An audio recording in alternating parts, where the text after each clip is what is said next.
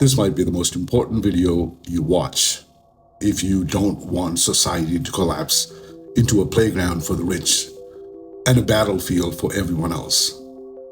There's this idea floating around that successful entrepreneurs make great leaders. Sounds inspiring, right? Wrong. It's one of the biggest mistakes societies keep making, repeating. If you want to see your country taken advantage of, stripped down, turned into a playground for the rich, then sure, give power to an entrepreneur. Hand him the keys to governance. But let me tell you, entrepreneurs should never be allowed to govern people.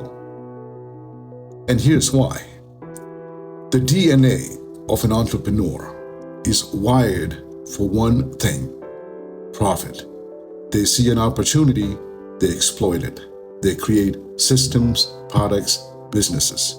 Not because it's fair, not because it's good for everyone, but because there's money to be made. That's the engine.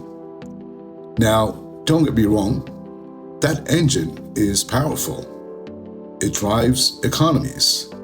It fuels innovation. It makes your life easier and convenient. But when you take that same wiring and put it in charge of an entire society, disaster.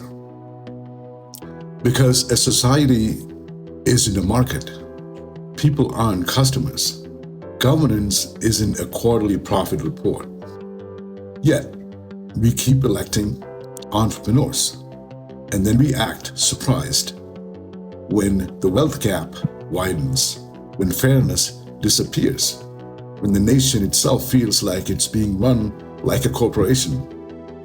Just look at history. Some of the worst decisions in American leadership came from those who with entrepreneurial roots. Harding, publishing empire, known as the worst president in history 10 years ago.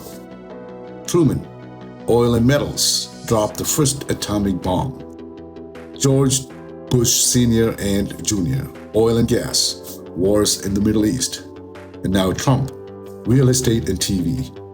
And let's be honest, he didn't govern, he branded the king of chaos. Why does this keep happening? Because for the last 40 years, we have glorified entrepreneurship while dismissing education, ethics, and wisdom. We've turned entrepreneurs into heroes, but heroes in capitalism aren't trained to govern. They are trained to dominate. Let me share something older, wiser, and I'd argue timeless. What does the Vedas say about governance and politics? The Atharva Veda talks about Raj Dharma, the sacred duty of rulers, to act in the best interest of the people. Chanakya's Arthashastra talks about statecraft, politics, economics, policy, and military strategy. One of the greatest works on governance lays out how kings were judged not by how much wealth they extracted, but how well they protected, uplifted, and cared for their people, especially in times of famine, war, and disaster. And in Vedic society, kings didn't rule alone. They were guided by sages, the rishis. The king had the sword, but the sages had the conscience. The king had power, but the sages had wisdom. That balance kept society from collapsing into greed and tyranny. Fast forward to today. What balance do we have? None. We elect entrepreneurs who listen to lobbyists, who listens to profit, and then we wonder why our society's social fabric is falling apart. I'm not saying bring back kingdoms. I'm saying don't confuse business acumen with moral leadership.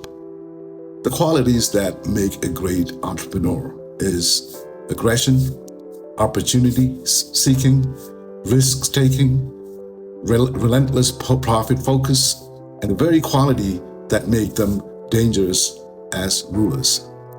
So here's the bottom line. If you want innovation, let entrepreneurs build companies. But if you want fairness, stability, and integrity, elect leaders who have wisdom, compassion, and real sense of dharma. Because giving power to entrepreneurs isn't just a bad idea. It's the fastest way to turn your society into a marketplace where everything, including you, is for sale. I am truly grateful you're here. If this speaks to you, share it with someone who might need it. For my YouTube channel and my TikTok store with meaningful finds, with handpicked items I truly believe in, just visit abechariot.com. The link is also in my profile. More to uncover. Namaste.